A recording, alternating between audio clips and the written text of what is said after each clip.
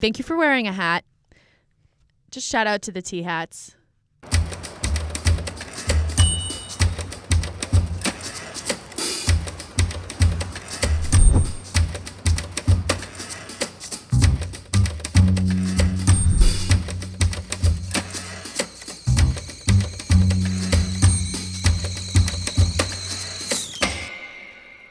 All right, what's up?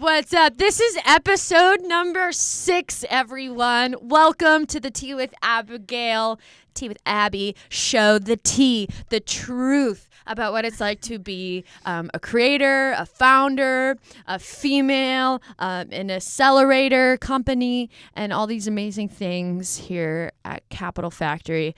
I have a super special guest this morning, Erin Miller. Erin Miller, everybody. Give it up. Welcome. Cheers. Cheers, buddy. Welcome to Tea with Abbie. This is coffee. It is. Mine is also coffee. In the other episodes, I've had like multiple beverage cups, but today I'm just going with this stuff. Yeah. How are you? I'm great. I'm a little sleepy. 9:30 is a stretch for me. Oh, wow. My prime operating hours are between 1 and 3. In the morning? Oh, no. Oh, in the afternoon. In the afternoon. Just 1 till 3. Yeah. Those 2 golden hours. So much gets done. Why do you think that is? I think it takes me a while to wake up, and then Fair. Once 3:30 hits, I'm like, yo, let's go hang out and do something fun. It's the afternoon. It's the afternoon. Time to go play. I can relate definitely in that right after lunch, there's a hyper productivity and then a immediate crash. Yeah. I feel absolutely about 4 p.m. It's like nothing else today. We're lost. No. As it goes in this world. So before we get too far off that tangent, someone once introduced I like this phrase, what do you bill yourself as? So, what do you bill yourself as? Erin Miller, everybody. Tell us who you are. Oh, man. So what do I bill myself as? Well, you could start with, you work here at Capital Factory. Okay, yeah, let's do that. Okay, start from there and work to the metaphysical. Let's go. Let's go. Here we go, everyone.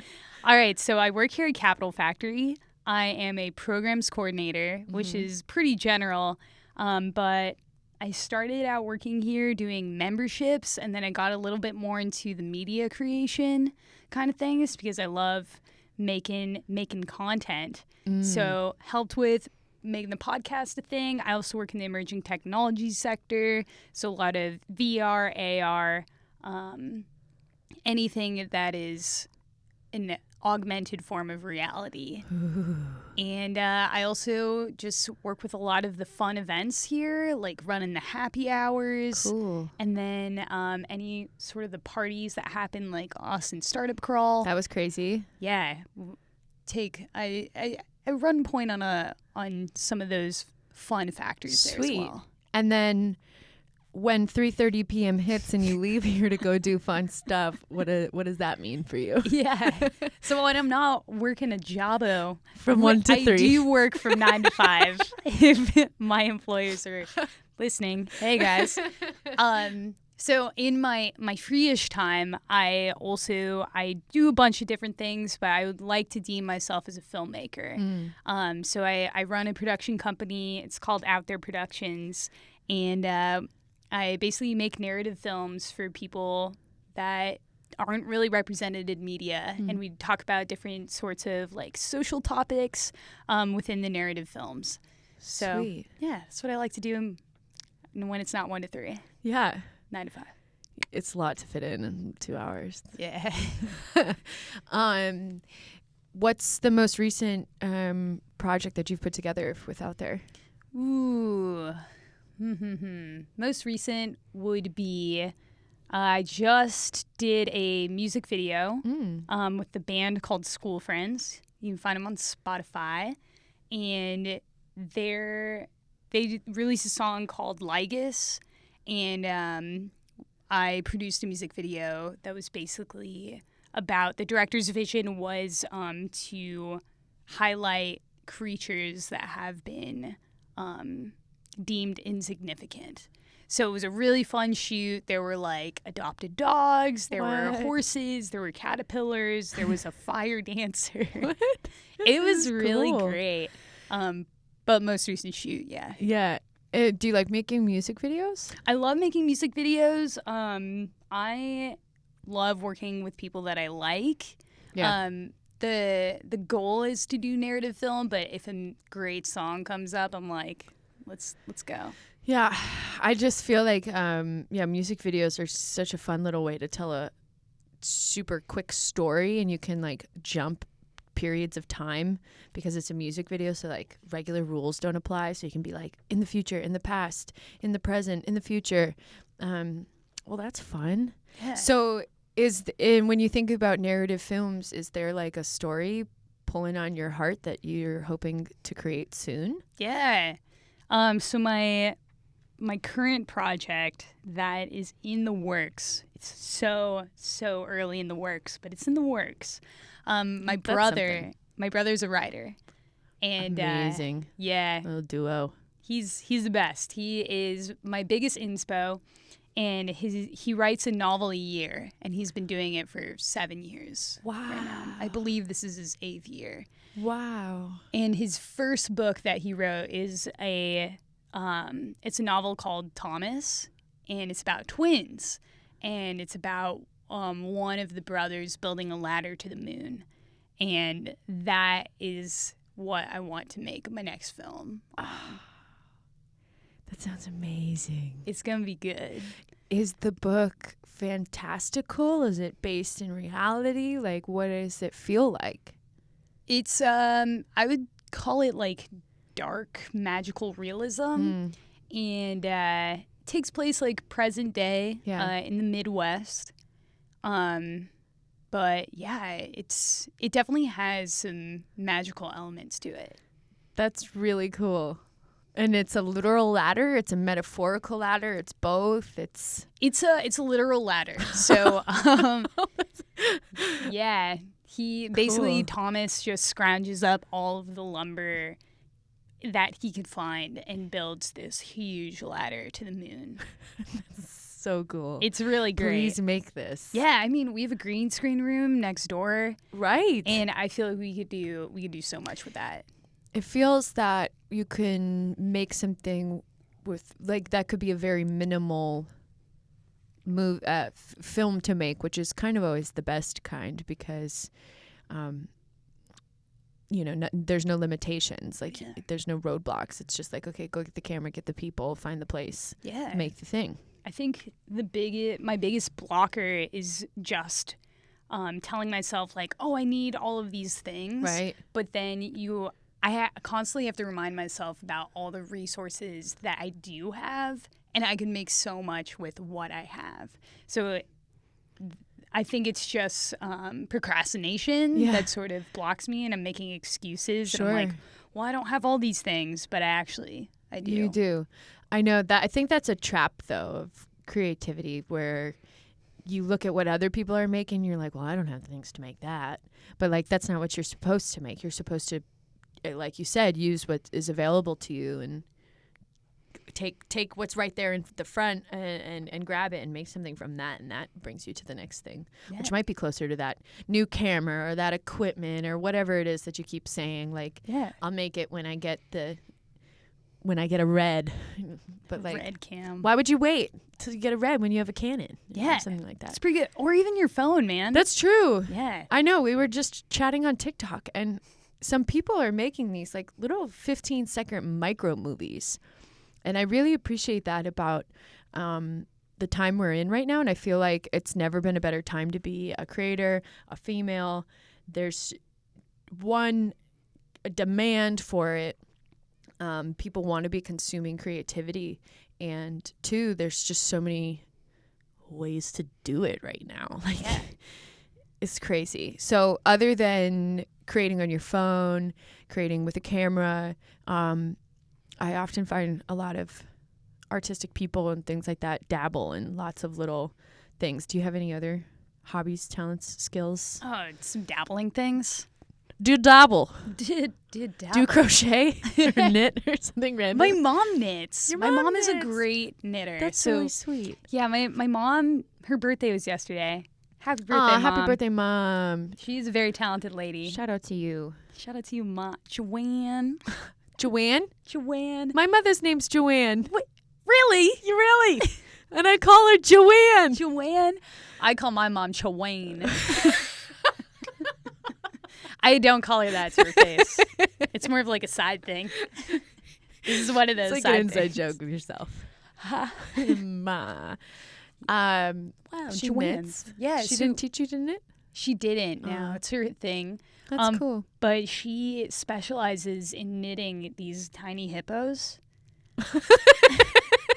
What a specialty. It's so good. I don't know if I have any pics, but she has an That's cool. Etsy shop. Oh, wow. It's called JoJo's Hippos. That's adorable. It's really good.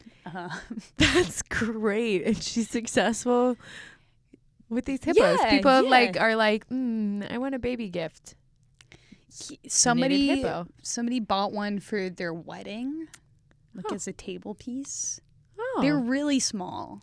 They're like, yay. that's cute. I'm into that. Yeah. I'll So- send you a link. Is that who you get your creativity from? Or do you have some on Um, both sides of your family? my family is like just pretty wholesome. Mm. I think the creativity comes from just my brother and I feeling safe. Mm-hmm. And we like to take a lot of risks. So my brother got really into rapping. And then from there, that's where the writing came from. Sure. And yeah, things are just evolving. I think that's interesting that you said it comes from feeling safe, Mm-hmm. because that's something I think about a lot on why the heck do I have all these skills developed? Like, what circumstances were available to me, both literally where I grew up, where it was Yeah. located, but also being surrounded by people who were like, yeah, get up on stage and go do that, and we'll come and watch you and cheer you Yeah. on. It's like that feeling of, hey, yeah, I could go big and people will be there to like catch you. Absolutely is a huge driver of creativity. Like, when did you start acting? Well, I started dancing when I was 2.5. I was like still in pull-ups, and my mom was like, Whoa. I swear she's potty trained, and the teacher was like, I don't know about that. I'm not changing diapers. Yikes. Usually they don't come until they're 3, but I was like very Let's much go. into that. And I think one of the earliest memories of creating something was we came back from Disney World. I was like 5, I think. Yeah. And I remember this vividly. My brother was wearing a hula skirt, and I had put, do you know what Is it it's the called leotard? a Diggy? Do you know what a Diggy is? Diggy? It's a No. mock turtleneck with the sleeves cut off. It's like this. No with sleeves. Yeah, so it's just like a flap here in the neck, so you can wear it under sweaters and not get hot. Oh, I've never heard It's of called that. a Diggy. Yeah. Yep. Does that make you laugh? It does. But I was wearing a Diggy Yeah. and a hula skirt, Mm-hmm. and I performed this whole choreographed thing that I had done with my brother, and we used to put on these shows all the time. So really young, and that's because Nice. like, yeah, my parents were like, we'll sit down and watch this. Yeah. Very Strange play. encouraging. No Great. judgment. Maybe a little. They didn't say it. Tons of judgment. I was a little bit of a control freak, though, so I was known to stop the show mid-show, mid-sentence, mid-song, and Yeah. be like, that's not right. You're not where you're supposed to be. Mom, stop talking. Like, we're taking it back to the beginning. But, yeah, again, though, being safe and stuff. So the safety allowed you to get creative and explore a creative profession, which is definitely no easy risk. Right. Talk to me about those first few projects, the first few months of running out there. And Oh, yeah. what did it feel like to get that going? And first of all, why did you go for it? Yeah. So I feel like there's a lot of overlap with Out There and Blended Sense, which is really great. Totally. Did you know we tried to start something called Out There? Yeah, that's what Albert told me. And then I was like, guys, we need to have beer or something. Yes. We need to talk Here about we are this. having the tea, talking about it. Yeah. Cheers. So I started out there when I was in college. So I went to Syracuse University. I went to study advertising because I thought it was a good combo of like psychology and art. And I started getting interested in the entrepreneurship scene on campus because those were the people who were like, they were studying, but they were doing side stuff to make money, and they had these crazy ideas to change the world. And I was like, I'd like to hang out with those people. Was there like a entrepreneurship club or something like that? Kind of. It was called IDEA. It was like the Innovative and Disruptive Entrepreneurship Accelerator. Cool. Yeah, it was like IDEA.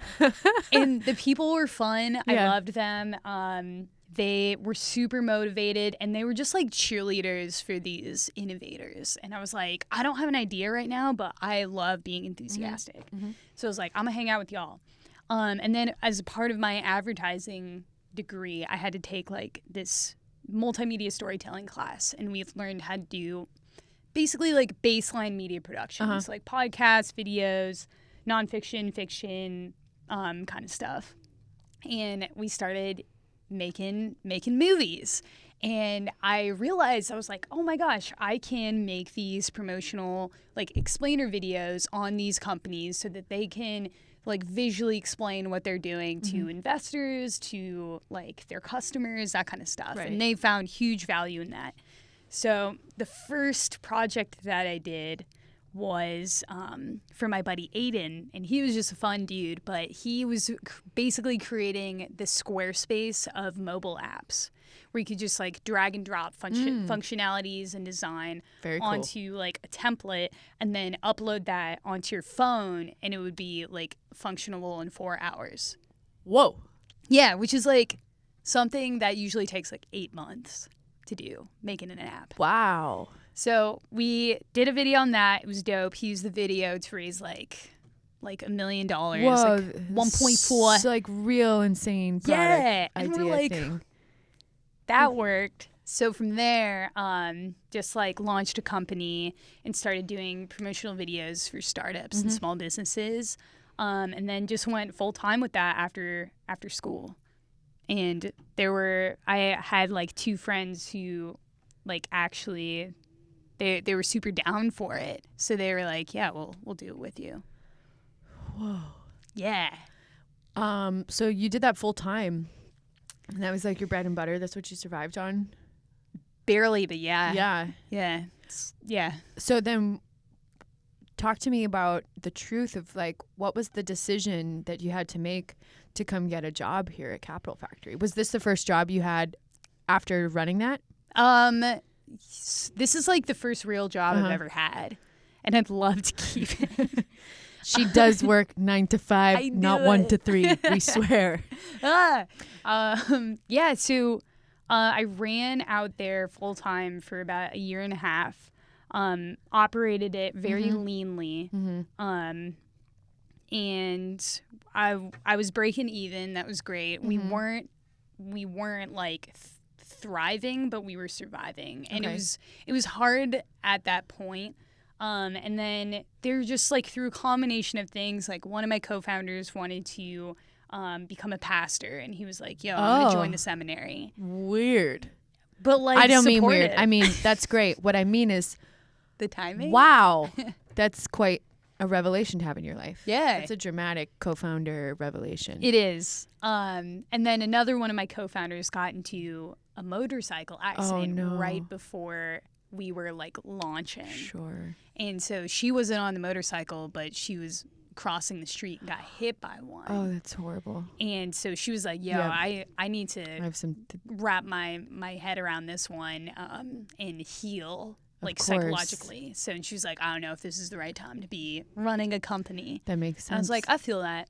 And then for me, it was focusing on like family and like relationships and maybe wanting a real apartment because we were operating out of a vehicle at that moment. So made the move to be like, hey, like let's get a little bit grounded. Let's get like some real jobs and just like sort of gain professional like formal professional experience, and then perhaps relaunch in the future. So that's the strategy right now. That makes sense. I mean, and I'm sure it was not an easy decision to make, but now when you look back on that and like what you're building now and stuff, has your perspective changed? Like, no, like definitely no regrets. I think just the formal professional experience is definitely paying off. I used to just like refer to my business style as like casual business. And I think just learning a little bit more of the steps and what due diligence is and making sure that you get stuff done and you're communicating professionally with your clients, and sort of not taking yourself too seriously, but like being serious about what you're making is definitely paying off. And I think moving forward, it's just gonna keep the momentum going. And even though we pivoted from doing promotional videos to now like narrative films, we have this repertoire of what we've done in the past. That's sort of like, that's the foundation that we can build off of. And people are like, oh, well, you've done it. Like, you've done it. And even though it was like a little sloppy, like you did it. And now you're still doing stuff despite that. Why do you think you're good at pivoting? Or why do you think this pivot is going well? Like, what do you...